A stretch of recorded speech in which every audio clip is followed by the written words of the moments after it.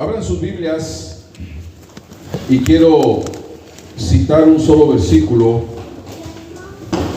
en el Salmo que leímos. Y en esta tarde quiero tomar este versículo 3 del capítulo 42 de Salmo. Fueron mis lágrimas mi pan de día y de noche, mientras me dicen todos los días: ¿dónde está tu Dios? Si yo les pregunto en esta tarde, ¿dónde está nuestro Dios? Pues llegamos a la conclusión que Dios está en todos lados, en todas partes. Este Salmo 42, los que tienen la versión antigua, no dice quién es el autor de este Salmo, pero para mí es una continuación del Salmo 41. El Salmo 41 sí fue escrito por David, ahí lo dice. Y si ustedes miran, lo que habla es prácticamente el mismo tema, las mismas situaciones. Y llegamos pues a la conclusión de que Dios está en todos lados. El Salmo 139, versículo 7 dice: ¿A dónde me iré de tu espíritu? ¿Y a dónde huiré de tu presencia? Si subiera al cielo, ahí estás tú. Y si en el abismo hiciere mi estrado, ahí estás también. O sea que Dios está en todos lados. Dios está con nosotros en esta tarde. Capítulo 18, versículo 20 de Mateo dice: donde están dos o tres congregados en mi nombre, ahí estoy yo en medio de ellos. Y en esta tarde nos hemos congregado en el nombre de Jesús. Así que Dios está con nosotros. No podemos decir que Dios nos dejó, o en algunas circunstancias que Dios nos abandonó. Hay un versículo en el capítulo 63 de Isaías que dice: en toda angustia de ellos Él fue angustiado. En toda angustia de ellos Él fue angustiado. Eso quiere decir que cuando hay problemas, enfermedades, situaciones difíciles en nuestra vida, no estamos solos. Él entra con nosotros en nuestras tribulaciones y Él permanece con nosotros en nuestras tribulaciones. Pero en esta tarde yo quiero ir un poquito más personal. ¿Dónde está nuestro Dios? En cuanto a nosotros, ¿dónde está nuestro Dios? Y esta pregunta se la hacían al salmista: ¿dónde está tu Dios? Era una pregunta que le hacían y se la hicieron pues varias veces. Pero es emocionante saber, hermanos, que la Biblia se dedica a recordarnos a nosotros, los hijos de Dios, dónde está nuestro Dios. ¿Será que nuestro Dios está únicamente sentado allá en el trono, en las alturas, en lugares celestiales? Muchos dicen que Dios no existe. Los ateos dicen que Dios no existe, y son millones de personas que creen que Dios no existe.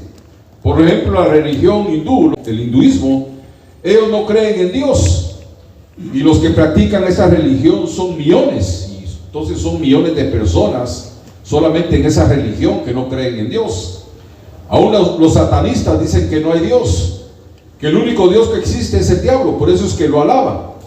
Pero nosotros sí, hermanos, sabemos, no porque lo que leemos, sino porque lo sentimos, sabemos que Dios está con nosotros y que Dios existe. La Biblia en ningún versículo, desde Génesis hasta Apocalipsis, trata la manera de comprobar la existencia de Dios. No hay un solo versículo que quiera comprobar de que Dios existe. Al contrario, la Biblia da por sentado de que Dios existe. Dios existe.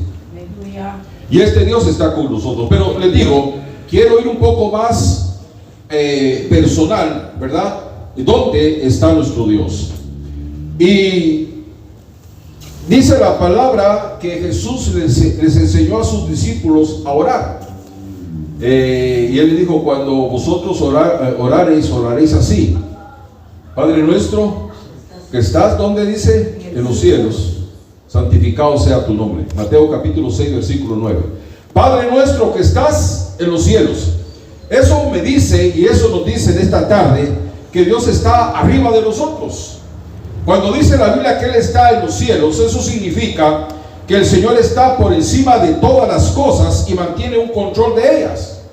El lugar, la posición que pone la Biblia a Dios, hermanos, en los cielos, eso quiere decir que Dios está arriba de las circunstancias, hermanos, que nos rodean, y por encima de todas esas circunstancias, hermanos, Dios está encima, por encima de nuestras luchas. En el capítulo 2 del libro de los Salmos, en el capítulo 4, dice la palabra que se juntaron, dice, o se rebelaron, se unieron los pueblos para pelear contra Dios y contra su ungido. Eso me imagino que va a ser algo más adelante, donde se habla de un amotinamiento de los pueblos en contra de Dios y en contra de su ungido. Pero el versículo 4 dice específicamente: el que mora en los cielos se reirá. Oiga, el que mora en los cielos se reirá, y dice la palabra, se burlará el Señor de ellos. Pero a lo que yo quiero ir con estos versículos es de que Dios está arriba de nosotros, que Dios está en ese lugar. Por eso es que es un motivo, o tiene que ser un motivo de confianza, tiene que ser un motivo de consolación para nosotros, los hijos de Dios, el saber que nuestro Dios está por encima de todas las cosas, y por encima de todas las cosas Él sostiene a los suyos. Cuando dice la Biblia que Él está en los cielos, eso quiere decir que Él tiene un control de todas las cosas. Por ejemplo, en la guerra de los 6 días, Israel, cuando peleó con los países árabes, y uno de los países contra los que peleó fue contra Siria, y en la guerra de los 6 días que Israel ganó, le tomó a Siria las colinas del Golán, lo que le llaman ahora los altos del Golán, pero son unas colinas que pertenecían a Siria. Entonces ahora Israel tomó esas colinas, ¿verdad? Y a través de los años Siria ha estado peleando a través de la ONU, a través de diferentes organizaciones, que Israel le devuelva esas colinas, pero Israel no se las devuelve. ¿Saben por qué? Porque en las alturas del Golán, en las colinas, desde ahí controla, hermanos, gran territorio de Siria. Cuando Siria hace algún movimiento con su ejército, hermanos, Israel se da cuenta. ¿Y qué va a querer Israel? Devolvérselas, ¿verdad? Porque desde las alturas Israel controla gran parte del territorio sirio. Cuando Dios dice la palabra que está en los cielos, eso quiere decir que está arriba de nosotros, que Él guarda nuestra cabeza y que Él está por encima de todas las cosas, que Él tiene un completo dominio de todas las cosas. Pero Dios, según la palabra, no solamente está arriba de nosotros, sino que dice la palabra que está también alrededor de nosotros. El Salmo 125 dice: así como Jerusalén, dice, tiene montes alrededor de ella, así Jehová está alrededor de su pueblo. ¿Cuántos alaban a Dios por eso? Oiga, así como Jerusalén tiene montes alrededor de ella, así el Señor Jehová está en derredor de su pueblo. Eso quiere decir que Dios no solamente está arriba de nosotros, sino que también está a nuestro alrededor. Fíjense que Israel, o específicamente Jerusalén, la capital, está rodeada de montes. Y estos montes, hermanos, servían en el tiempo antiguo, pero son montes que todavía están ahí. Pero en el tiempo antiguo servían como un muro de protección que guardaban a la ciudad. Cuando venían los ejércitos a querer invadir Jerusalén, esos montes, hermanos, eran una protección que guardaba la ciudad. Si el terreno hubiera sido plano, hubiera sido más fácil conquistar Jerusalén. Pero por causa de los montes que están a su alrededor, al ejército se le hacía bastante difícil poder llegar a Jerusalén. Y el día de hoy todavía esos montes están ahí rodeando a Jerusalén. Está el monte Sión, han oído hablar del monte Sión. Está el monte Moria, está el monte de los Olivos, está el monte Gareb, el monte Ofel y otros dos que no se me vienen a la cabeza. Pero esos montes rodean a Jerusalén. Es como un anfiteatro. Pero no me estoy refiriendo al anfiteatro ahí donde guardan los cadáveres, sino en cuanto a arquitectura, un anfiteatro es un edificio redondo, ¿verdad? Y en ese edificio redondo, ahí se hacen espectáculos, se hacen conciertos. y el edificio es redondo con asientos, y en medio ahí está la tarima, por así decirlo, donde dan sus conciertos o sus espectáculos. Pues de la misma manera, hermanos, el muro o los montes de Jerusalén eran un muro alrededor de la ciudad que la protegían. Y eso es exactamente lo que Dios hace con nosotros. El Señor nos tiene protegidos a través de un muro. Así como Jerusalén, dice, está rodeada de muros, así el Señor Jehová está, hermanos, está alrededor de nosotros en nuestra totalidad. Por eso podemos decir en esta tarde que no hay área débil, no hay una área descuidada, porque tanto la vanguardia como la retaguardia, como los flancos, todas las áreas de nuestra vida están protegidas y están guardadas, hermanos, por nuestro Dios. El muro tiene dos propósitos.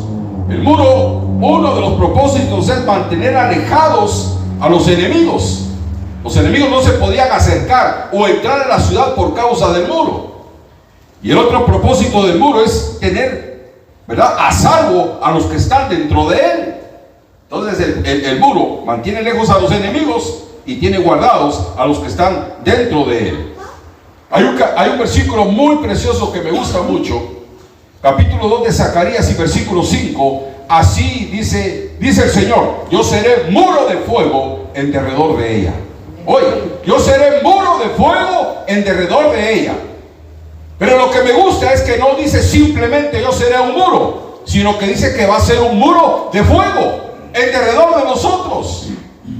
Eso nos da a entender, quiere decir, hermanos, que usted y yo estamos rodeados por la presencia de Dios. ¿Y quién va a atravesar ese muro?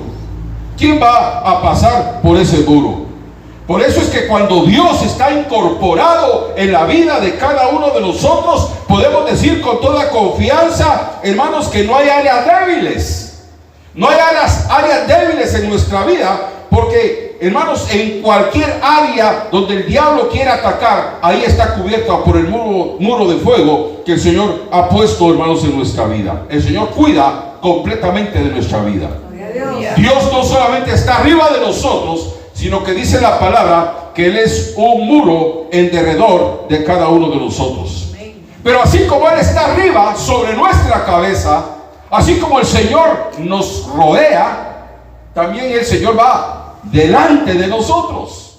Del libro del Éxodo, abramos nuestras Biblias ahí, por favor. Siempre hemos dicho que lo que pasó, y la Biblia lo dice, lo que a ellos les aconteció en figura, quedó escrito para nuestra enseñanza, para nuestra admonición. Entonces, de lo que sucedió en el Antiguo Testamento, podemos sacar enseñanza para nuestra vida el día de hoy. Capítulo 13, versículo 21 del Éxodo. Miren lo que nos dice la palabra de Dios en cuanto a Israel cuando iba a la tierra prometida. Éxodo 13, 21. Y Jehová iba, ¿dónde dice? Iba delante de ellos, no dice que iba atrás, iba delante de ellos de día en una columna de nube para guiarlos por el camino, y de noche en una columna de fuego para alumbrarles, a fin de que anduviesen de día y de noche. O sea, la nube, la columna de nube iba delante de ellos. Iba delante de ellos porque les iba mostrando el camino, les iba señalando el camino.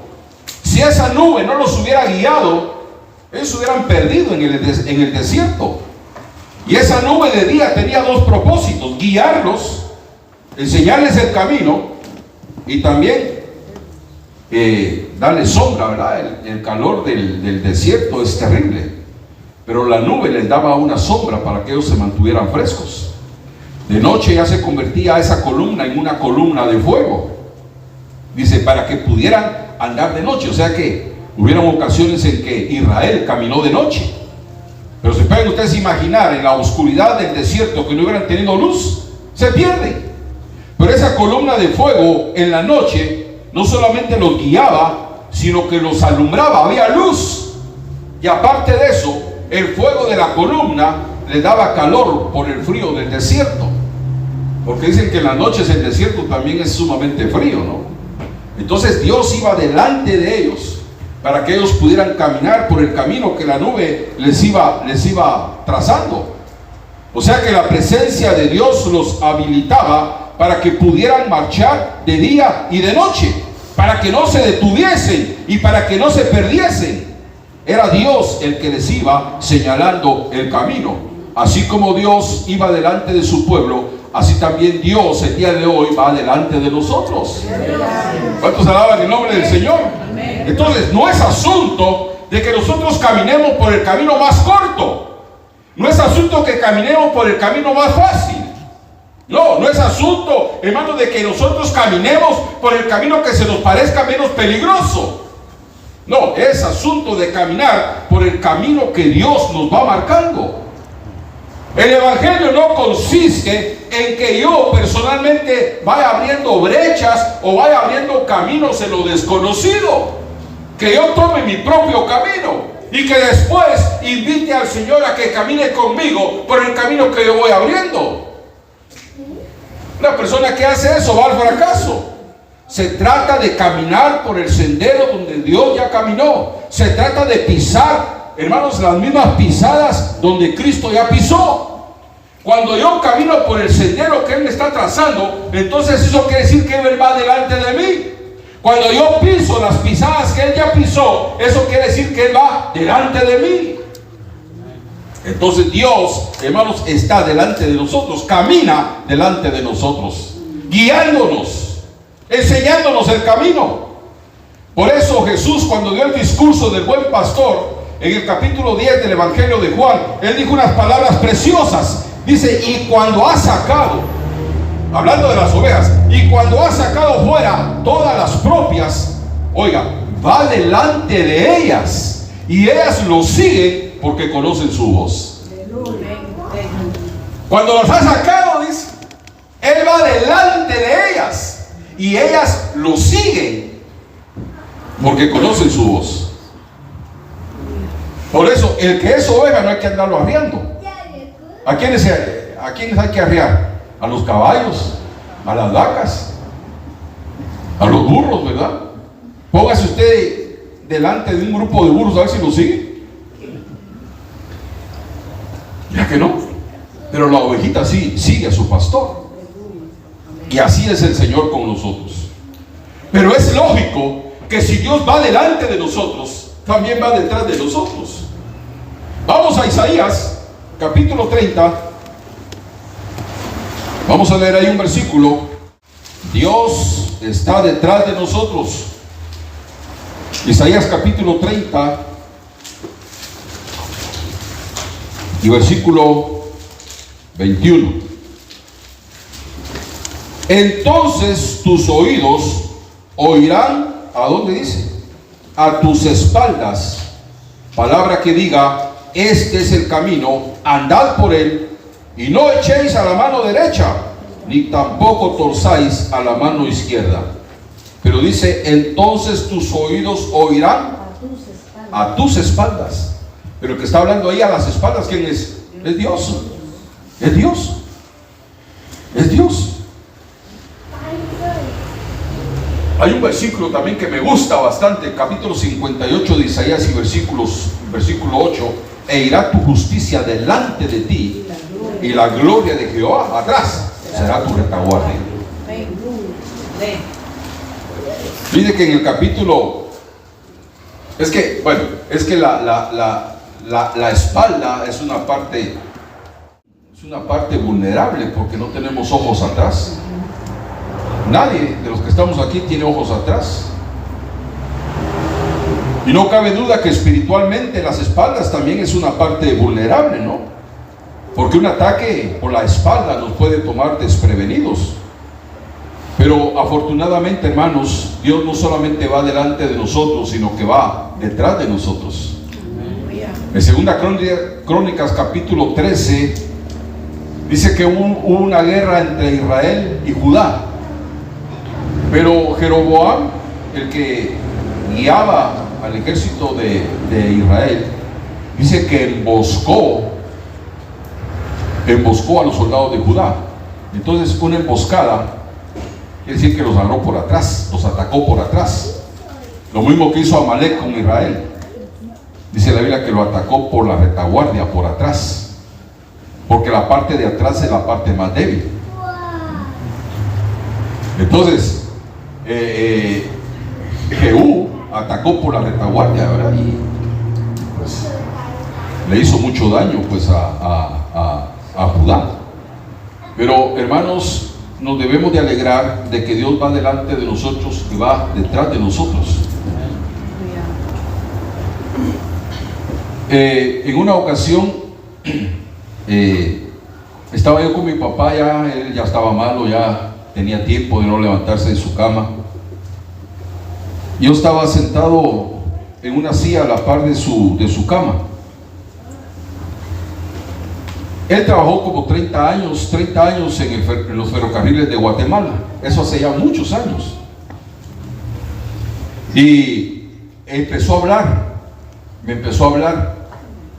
A veces él se descontrolaba en su mente, ¿verdad? Por lo que le sucedió. Y a veces él no sabía si estaba en la realidad o si había sido un sueño. Pero ese día empezó a hablar del ferrocarril. Cuando él empezó a hablar, entonces yo saqué mi teléfono y lo empecé a grabar. Y me empezó a hablar del funcionamiento de un tren. Y me dijo, adelante del tren, ahí va el maquinista. El maquinista no solamente se encarga de conducir, de manejar la máquina, sino que él va pendiente de lo que hay adelante. Porque puede ser que en las líneas, ¿verdad? En las líneas férreas puede haber algún obstáculo, un árbol caído, qué sé yo. El maquinista tiene que ir pendiente, ¿verdad? Del camino de frente. Pero hasta atrás, me dijo, viene el último vagón, y ese vagón se llama cabús. Y ahí en el cabús viene un hombre, una persona que se le llama conductor, en el último vagón. Y el conductor me dijo, él tiene cuidado de la parte de atrás del tren. Bueno, estoy hablando de los trenes del tiempo de él, ¿verdad? No de los modelos que hay ahora. Cuando el tren, me dice, para en una estación y ya está listo para seguir su marcha, entonces el maquinista dice, toca la, ¿cómo se llama eso? Bocina 2 veces. Entonces le está preguntando al conductor que va hasta atrás si atrás todo está bien para seguir la marcha. Entonces el conductor, cuando oye el sonido, ¿verdad?, de que el maquinista ya está listo, que allá adelante no hay ningún problema, entonces el del cabús, el conductor, 7 días saca una bandera, dice. Entonces con la bandera le hace señal. Cuando el maquinista mira la bandera, ¿verdad?, quiere decir que está listo. Si es de noche, entonces lo que saca es una lámpara. Entonces con una luz le hace señal. Entonces el tren sigue su marcha. Yo me acordé de esto que él me decía, de lo que él me contaba, y lo traje pues a esto que estoy predicando, de que Dios va delante de nosotros y va detrás de nosotros. Porque Jesús dijo unas palabras: yo soy el alfa y la omega, el principio y el fin. No quiere decir que Jesús es el principio de las cosas o de la creación, ni tampoco que tiene fin. Cuando dice que Él es el principio y el fin, lo que quiere decir es que todo lo encierra en su gracia y en su protección. Todo está encerrado en Él. Léeme capítulo 44 de Isaías. Hay un versículo ahí. Está en los primeros 5 o 6 versículos. Así dice Jehová, Rey de Israel. Oiga, así dice Jehová, Rey de Israel. Y su Redentor. Jehová de los ejércitos. Jehová de los ejércitos. Yo el primero. Oiga, yo el primero. Y yo el postrero. Y yo el postrero. Y fuera de mí no hay Dios. No hay Dios. O sea que todo está encerrado en Él. Todos estamos encerrados en Él. Nada queda, hermanos, fuera de Él. Entonces, en esta tarde yo les digo, les enseño a través de la Biblia que Dios está detrás de nosotros, que Él guarda nuestras espaldas. Porque un ataque satánico que venga a nuestras espaldas, ¿verdad? El diablo sabe que es la parte vulnerable, ¿verdad? y puede atacar ahí, pero atrás, en nuestras espaldas, está Dios. Ahora, el diablo es tan tremendo que el diablo no ataca de frente, él ataca por la espalda. Cuando Jacob bendijo a sus hijos, léemelo, ahí está en Génesis 49, cuando Jacob bendijo a sus hijos, será Adán serpiente junto al camino, serasta junto a la senda. Junto a la senda. Y oiga esto. Que muerde los talones, que muerde los talones de los caballos de ellos. Y hace caer por detrás a sus cabalgadores de ellos. Ahora, una serpiente, dice, será Adán serpiente que muerde los talones de los caballos de ellos. Ahora, ¿dónde está el talón? Atrás. El talón está en la parte de atrás. Morderá, dice, el talón de los caballos y hará caer, dice, al cabalgador. Porque el diablo nunca va a atacar de frente, siempre va a atacar por la espalda. Pero vuelvo a lo mismo. En nuestras espaldas, Dios ahí está cuidándonos. Mire que yo me imagino que Dios es como ese portero, ¿verdad? Abre la puerta para que todos entremos y después de que ya entramos nosotros, la cierra para que ningún enemigo se introduzca. Entonces, démosle gracias a Dios porque está delante de nosotros y está detrás de nosotros también. Pero hay otra parte donde está Dios en nuestra vida y está debajo de nosotros. Pero no quiero que malinterpretan esto, que Dios está bajo nuestros pies, sino que dice aquel versículo de Deuteronomio que dice: el eterno Dios es tu refugio, y acá abajo los brazos están en Deuteronomio, ¿verdad?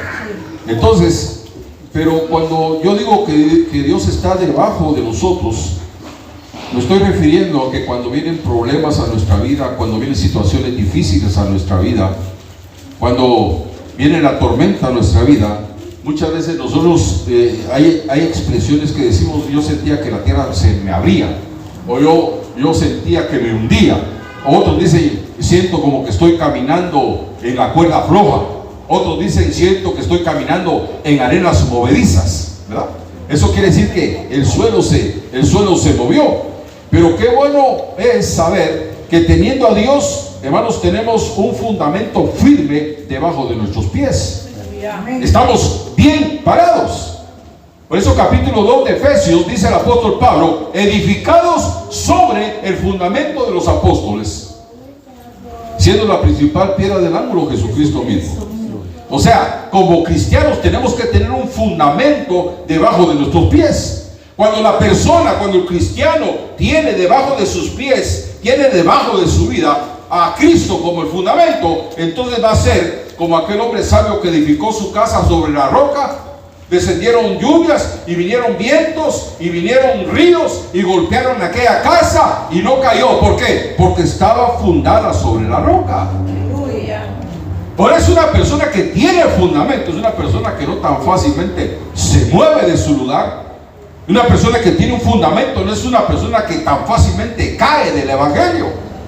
Porque lo dice Santiago capítulo 1 versículo 12, dice: bienaventurado el varón que soporta la tentación.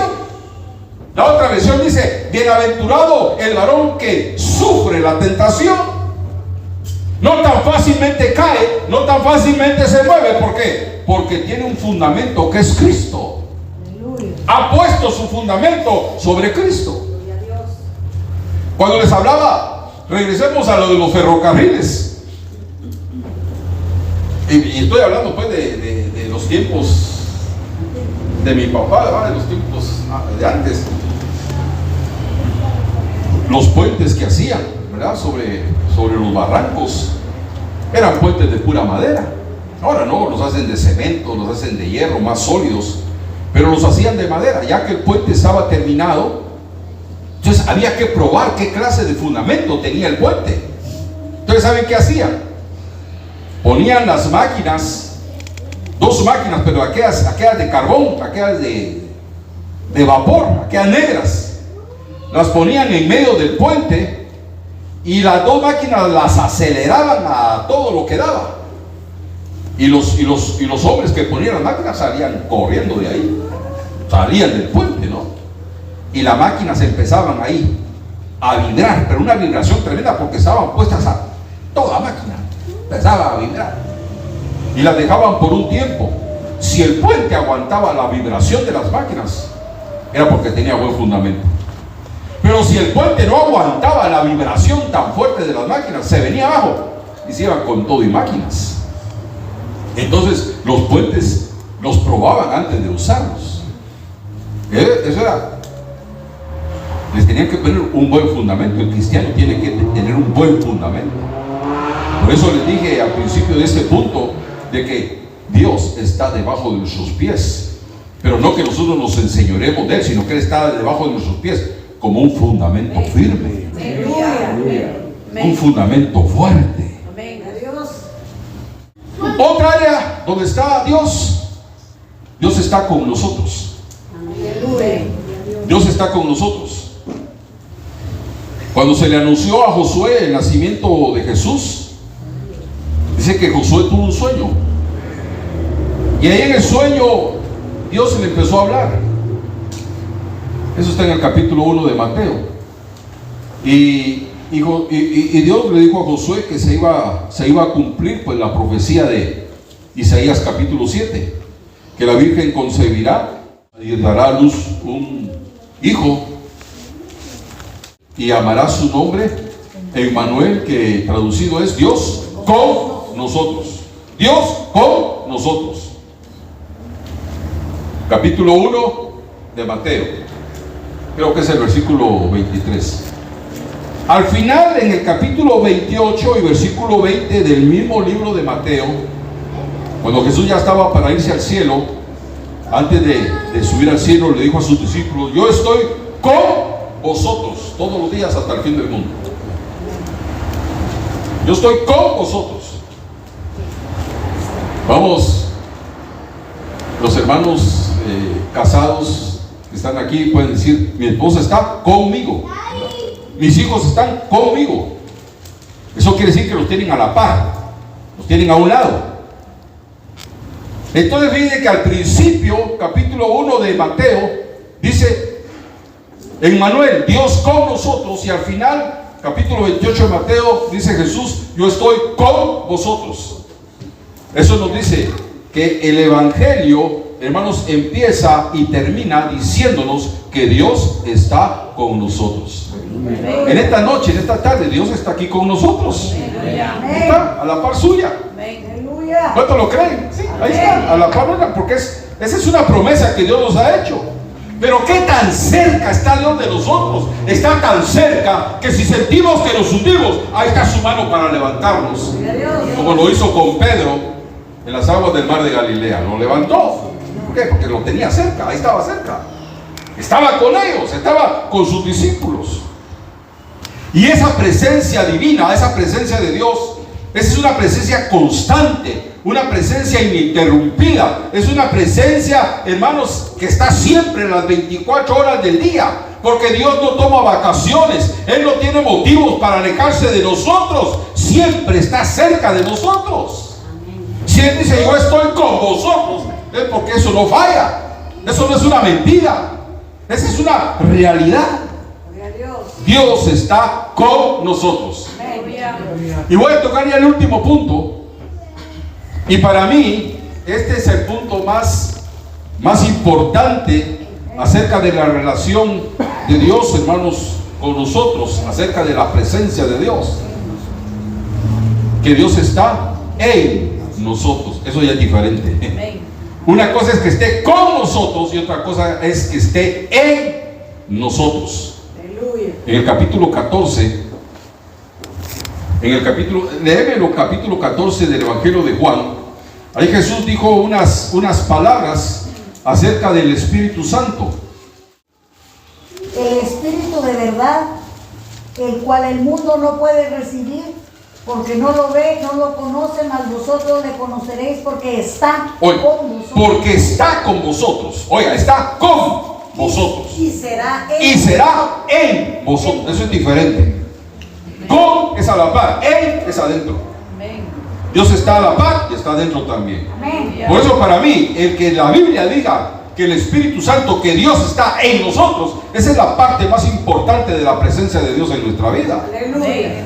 Porque dice el capítulo 6, versículo 19 de Corintios, 1 Corintios, que nosotros somos templo del Espíritu Santo. ¿O ignoráis que vuestro cuerpo es templo del Espíritu Santo, el cual está en vosotros? Aleluya. Yo me alegro de tener el Espíritu Santo en mi vida. Amén.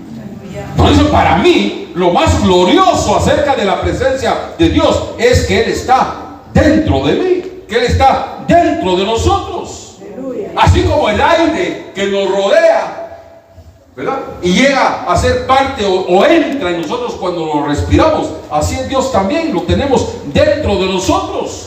Dios no solamente nos rodea, sino que también entra a nuestra vida. Entonces, para resumir este mensaje y para que recordarle de lo que he predicado en esta noche, Dios está arriba de nosotros, Dios está alrededor de nosotros, Dios está delante de nosotros, está detrás de nosotros, está debajo de nosotros, está con nosotros y está en nosotros. Miremos hacia donde miremos, ahí está el Señor.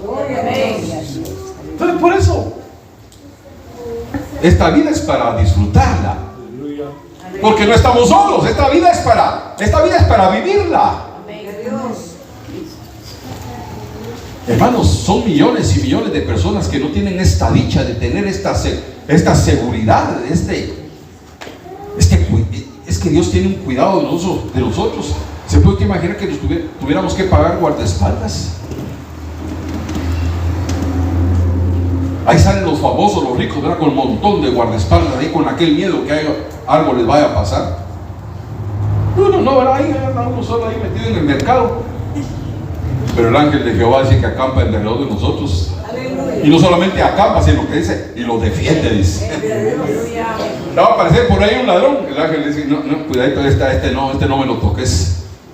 No hará que el otro, pero este no me lo toques. Dios nos ama, hermanos, con amor eterno. Por eso es que nos cuida. Dice la Biblia que somos su especial tesoro. Y como especial tesoro, tiene sumo cuidado de nosotros. Que Dios los bendiga. Que Dios nos guarde. Y que Él siga bendiciendo su palabra en nuestros corazones. Amén.